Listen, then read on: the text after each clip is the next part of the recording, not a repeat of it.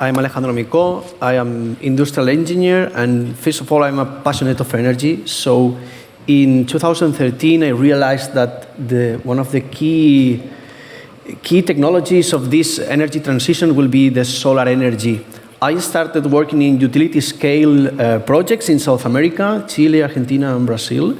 But after some years, we realized that solar is going more to the self-consumption trend, opposite from the big projects.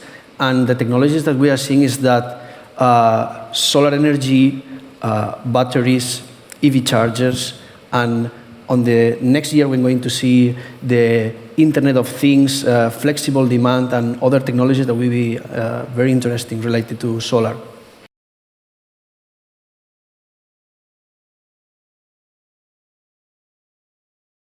My name is Katrin Puetz, and I am an environmental scientist and agriculture engineer, unfortunately I have to say, because I have developed technology for the production of biogas at household level, to use your own organic waste to produce cooking gas, especially for countries where firewood and charcoal is used for cooking.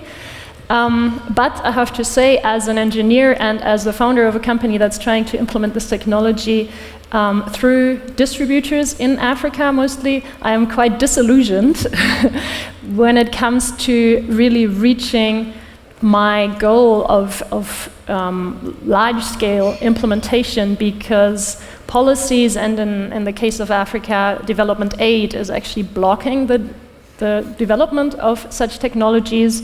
And I have to say, I'm probably turning more and more into an activist against what the West is currently doing in Africa, trying to prevent these kinds of developments. So I'm turning more towards Europe to bring this technology also to our households. And now there's probably nothing good to say about Ukraine, but one good thing is that we're realizing how dependent we are on our infrastructure, our energy infrastructure, and people become more aware of the need to be off-grid with our energy production, and maybe we can this can open some doors for us to bring household biogas to Europe as well.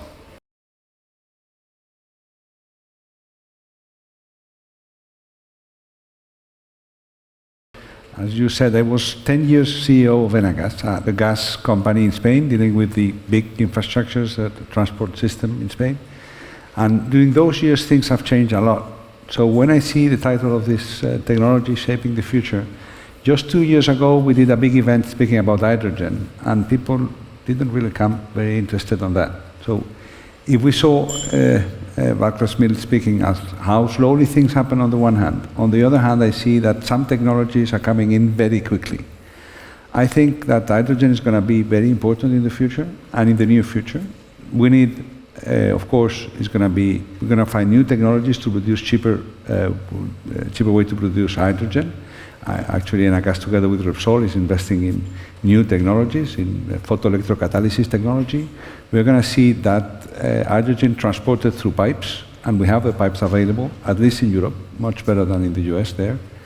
We are going to see new business models, and we're going to see combining electricity, producing of electricity together with hydrogen and batteries. Alejandro forgot hydrogen when he spoke about his distributed networks. So hydrogen is going to be part of the equation for the future, I'm sure about that, in mobility, and especially where there are not other solutions to solve the problem. So, of course, I know hydrogen is going to be expensive. It's 4 times more expensive than natural gas. But there are places where there's no alternative to hydrogen today. So it's going to be important in the future. I'm sure we can discuss about that.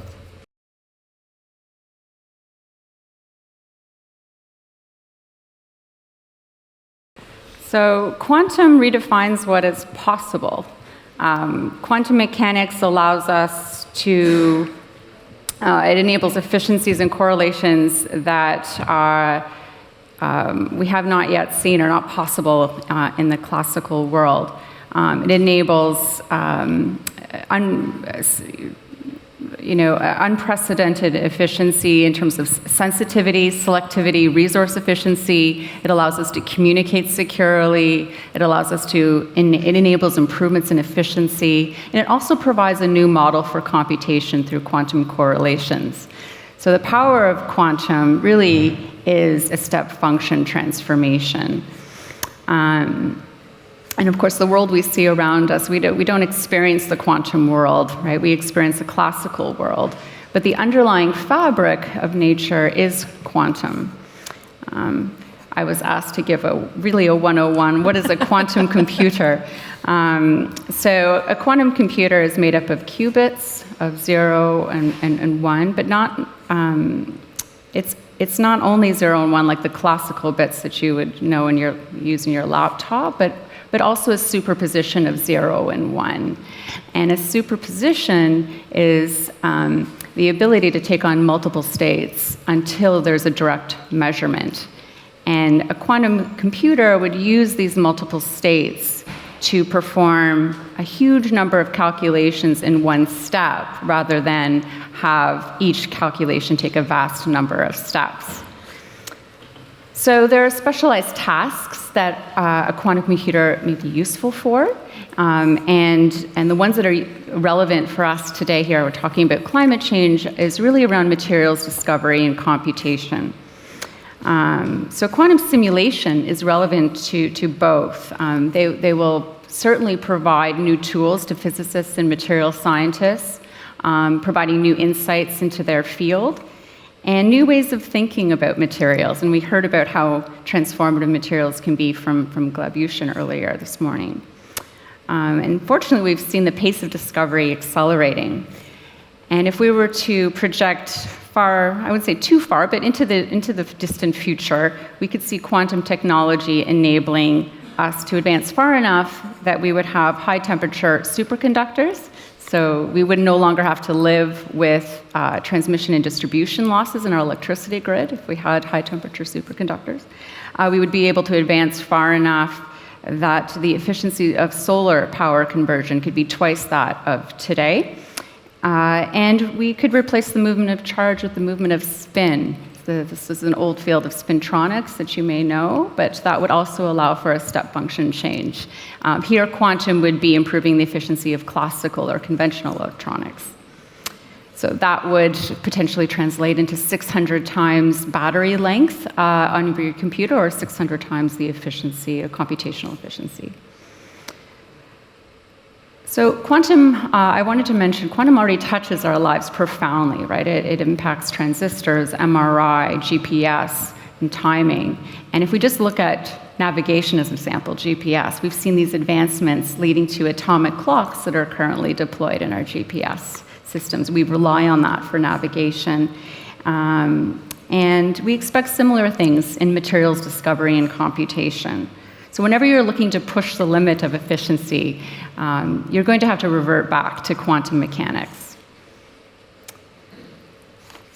So I just wanted to close with saying that I'm part of a group called Quantum for Climate. I'm an executive board member there. And so we're a group of individuals at NASA, at Intel, a few universities, Berkeley, MIT, and University of Waterloo, looking to bring the climate and the quantum communities together to take quantum approaches towards addressing climate change and hopefully reducing the impacts in the pace of change. So you raised some great points there, which I'd love you to actually, if the three of you picked up on, and this is the notion of pushing efficiencies. And if you talk each in turn maybe about your own technologies and how you see efficiencies could be pushed. Maybe Alejandro, we raised solar right here. And yeah, regarding solar, the last 100 years we have seen first of all, the cost has been decreased a lot. This levelized cost of energy has been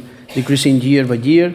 Almost the cost has been half of it every 10 years, something like that.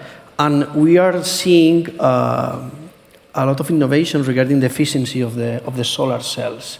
Yesterday was this fair here in Madrid, Genera, and it's the solar fair in Spain, and there are commercial solar panels with 700 watts, when I started in the business, like 10 years ago, it was 200, 300. So it's growing a lot. At the end, it's the same panel. You have more power on that.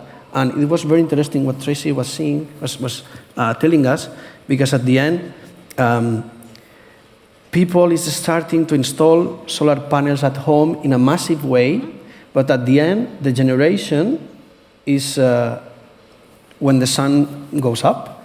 But our consumption is when we put the dishwasher on, when we put the washer, when we put the air conditioning, and it's very interesting with the quantum technologies and the Internet of Things that we will be able to make this, the loads, the household loads, to follow the generation. That means the grids will have more capacity on that time when the sun is full performance.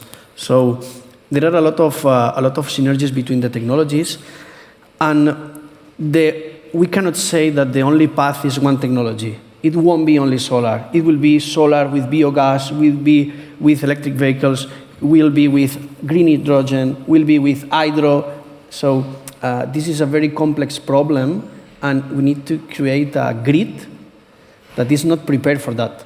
Right.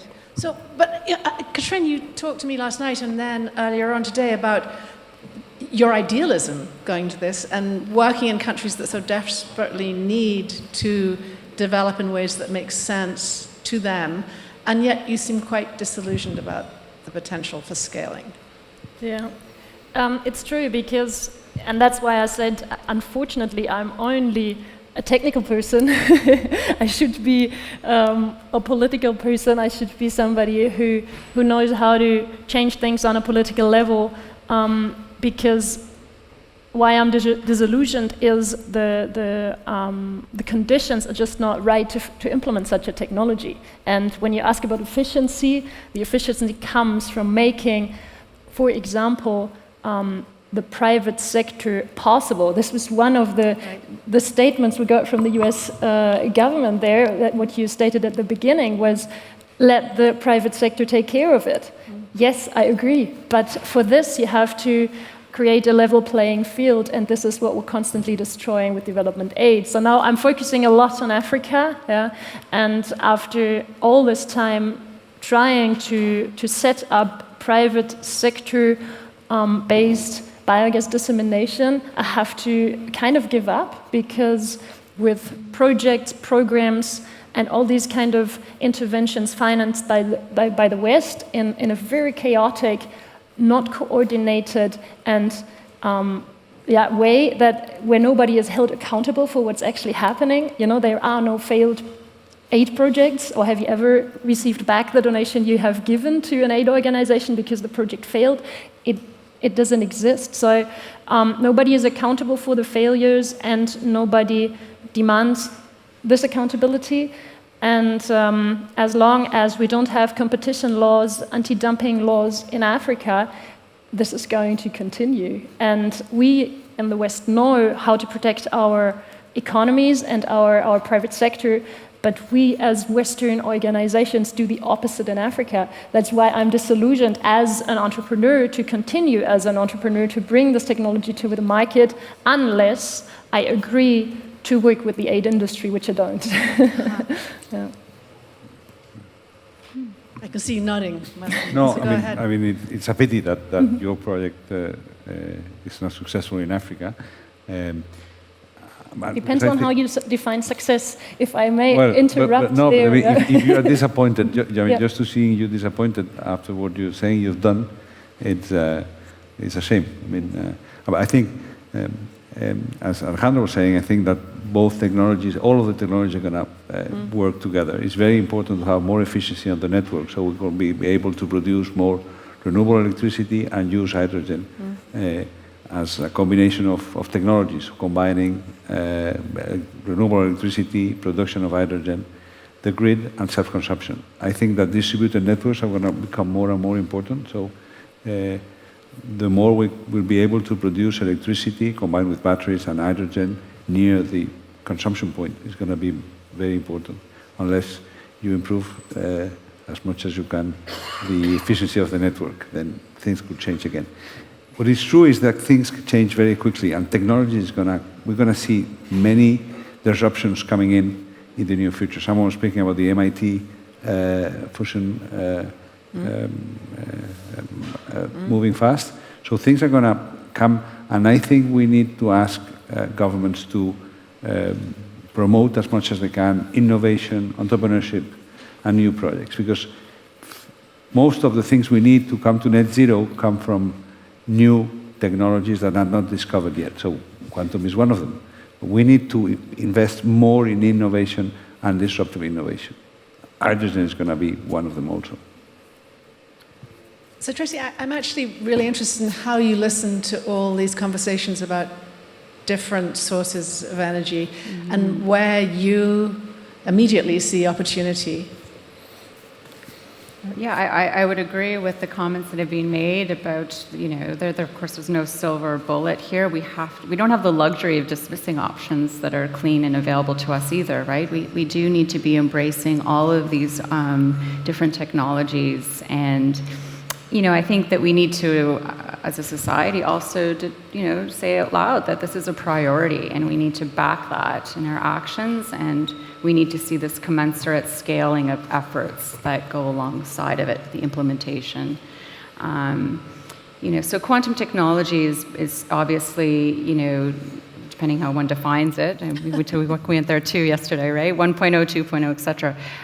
So we do have quantum technologies that right now, when we talk about quantum 2.0 or next generation, we're talking about being able to harness entanglement as a resource, for example, being able to have precise control over a quantum system.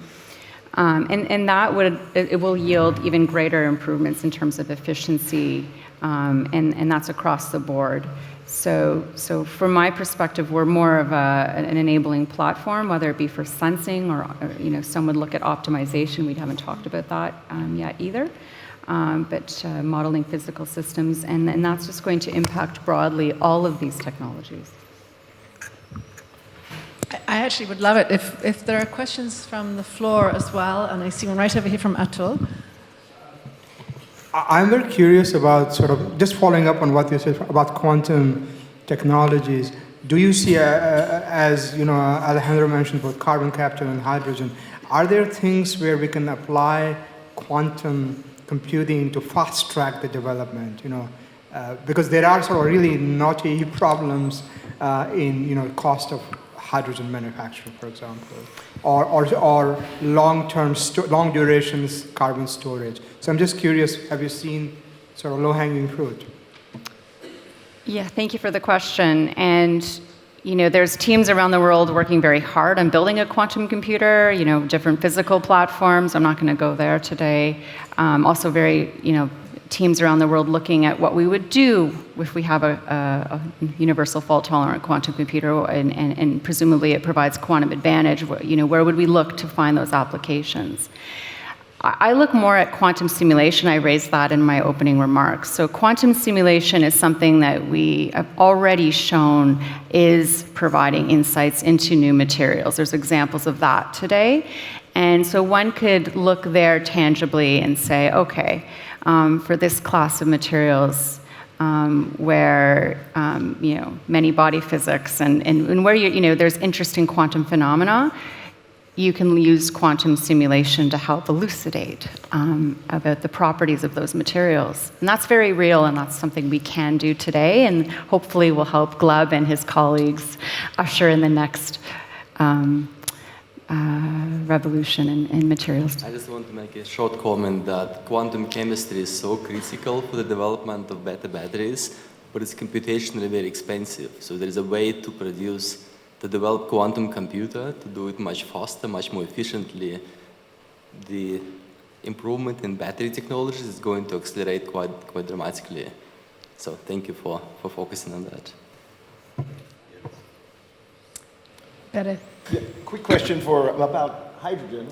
Can you comment, or would you comment about Costa Rica's effort to turn themselves into a hydrogen economy and lead the world in production of hydrogen, for example, for transportation?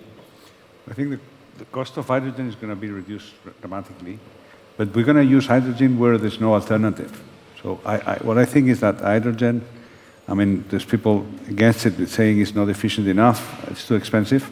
But we have to think about hydrogen about like another new technology that will allow to get to net zero where there's no other technologies to address. So for the price reduction, we are now at 6 euros per kilogram. We need demo projects to prove that we can reduce costs of producing hydrogen, and there are not too many.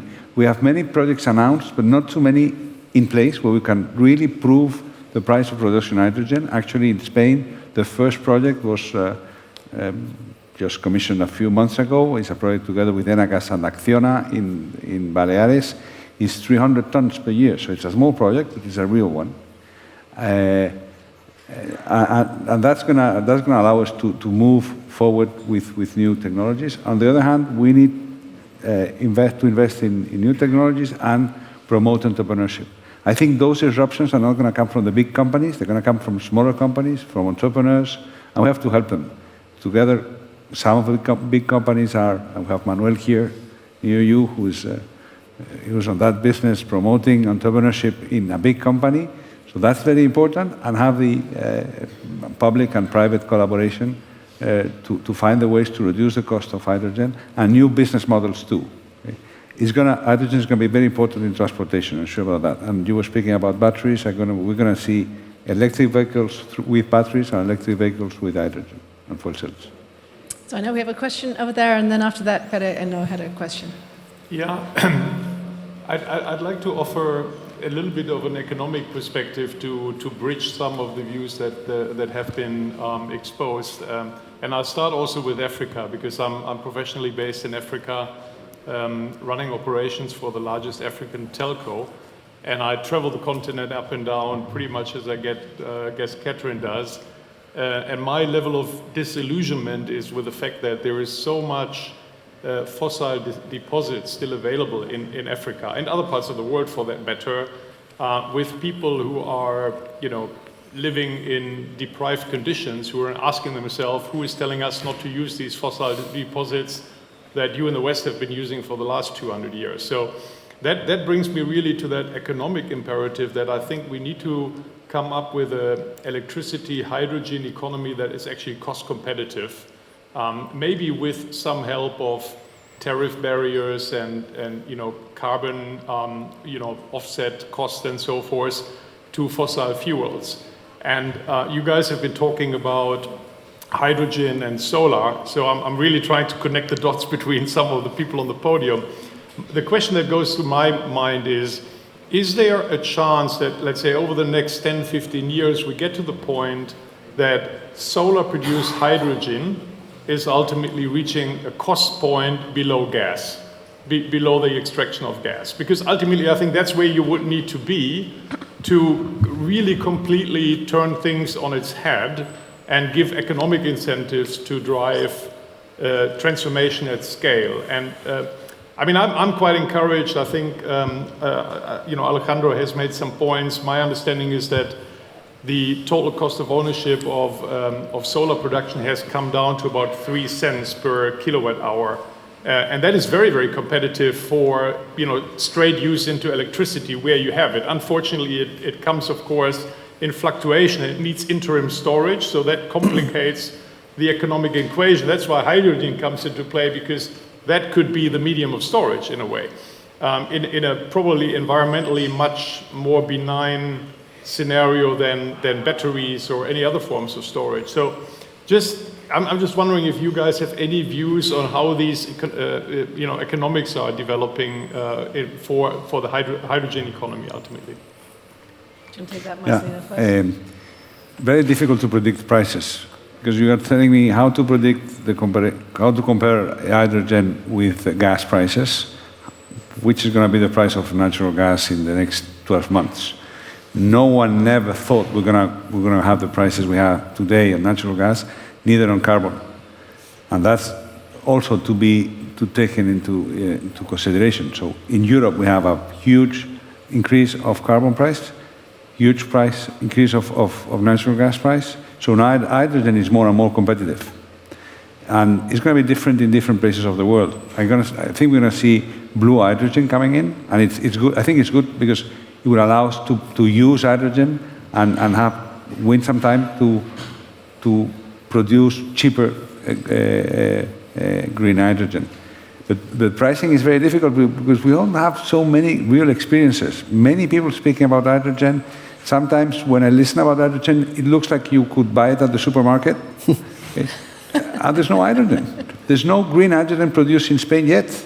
No, a small part in Baleares. And you listen about hydrogen as if it was, I don't know, potato chips storage somewhere.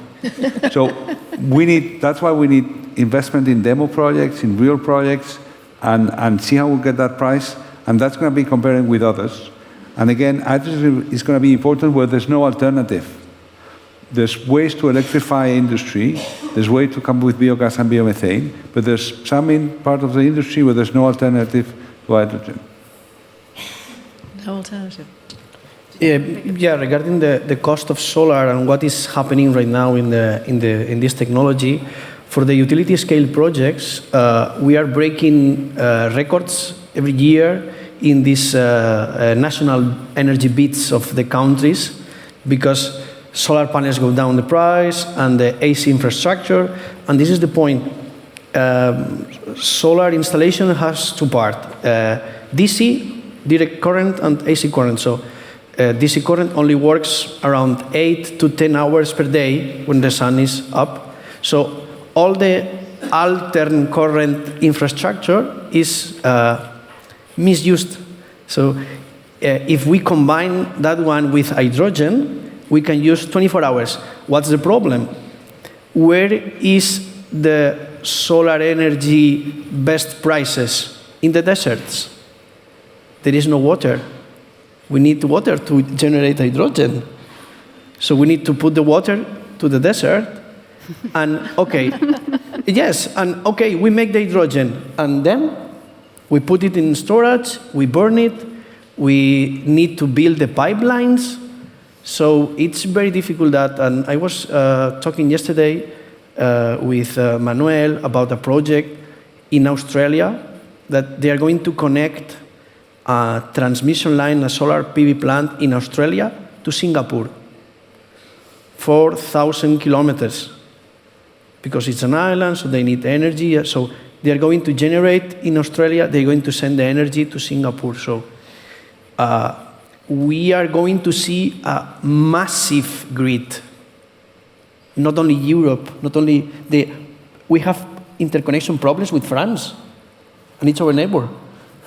So there are technology problems, but what we are seeing is that we need, as Marcelino says, we need demo. We need to go there and say, okay, this is not the path. Let's go in this way. So I think that's the key point, breaking the status quo. Breaking the status quo. Pere, you had a question. Thank you. I had a question about the quantum wall. Because, yes, this quantum computing, no doubts that can do things or calculations or simulations or finding new materials that can improve efficiency or batteries or whatever.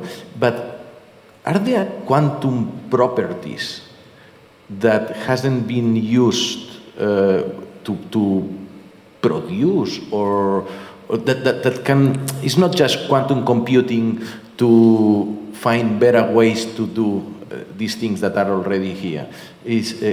Can we exploit quantum properties? You mentioned something called spintronics. I don't know if it's something like that that can make like a new technology, like a real innovation. Yeah, I'm going to pick up two pieces to this. One is that quantum offers a new paradigm. It's really not a direct analog to classical computing. So we're still exploring what that new paradigm could offer the world. I didn't speak to quantum technologies so broadly that I picked up on other areas such as sensing, right? So today, we do have quantum sensors that enable us to do things that we can't do classically. we being a broader we, the community is looking at quantum sensing, for example, for methane. Being able to detect methane from low Earth satellite, for example, because today it's very difficult to sense methane with the humidity, with the moisture, to be selective to specifically methane, and to be able to do that over a large area. So this could be very enabling. Quantum could bring that selectivity in sensing for this application. But you're asking me, how could we harness quantum properties in a different way? Typically, we do look at these areas of computation, which I've spoken about, sensing and communication. I'm not speaking about secure communications today because I didn't feel that was as relevant. But there's a lot here. Some would even say just, quantum computing itself being so powerful offers this drastic efficiency advantage, but we still need to have a quantum computer to realize that, and we're still working on developing such a universal quantum computer. So I think we probably have time for one more question from the floor, which, Emilio, go ahead, and then after that we have a challenge for everybody. I'm Emilio Mendez. I'm a professor at Stony Brook University in New York. So a very short and simple question to Alejandro. You mentioned, if I got it right, that the panels now can produce 500 watts, whereas 3 or 4 years ago only produced 200 watts. Are you implying that the efficiency of the silicon solar cells has more than doubled in the last 3 years? The last efficiencies that we are seeing now commercial, it's around 22%. It's commercial available. 5 years ago, it was like 15, 17, 12, 13, regarding monocrystalline, polycrystalline. And in the laboratory, we are seeing efficiencies of 35%, almost 40 in some laboratories, these starting materials. So what we see is that there will be more efficiency materials on that, the same as Glenn was talking. This quantum technologies helps to make more tests on that and find it. And there will be a top. I would say there will be a top, there will be a maximum on that. But we need to reach that. Thank you. Thank you all so much. We put you through a lot.